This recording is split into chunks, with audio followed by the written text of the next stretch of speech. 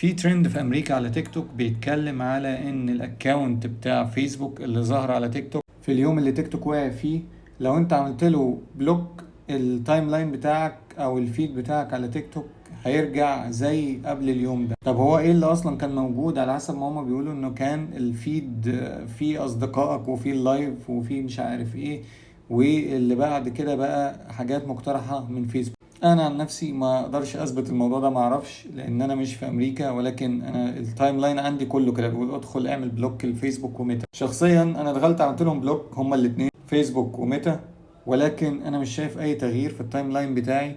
اعتقد ان الكلام ده ابليكابل على امريكا، وعلى لو انت في امريكا. هما بيقترحوا ان في ديل حصل ان فيسبوك تشتري تيك توك. الكلام التاني بيقول ان مارك زوكربيرج هو اللي هيشتري تيك توك. كلام تالت بيقول ان مستر بيست وامازون او مستر بيست ومايكروسوفت. لسه محدش عارف مين اللي هيشتري تيك توك، واي كأن كده هو تيك توك قاعد مستني اللي يشتري. فمش عارف اونستلي يعني، انت قول لي لو انت عملت بلوك ليهم ايه اللي حصل للتايم لاين بتاعك او الفيد بتاعك.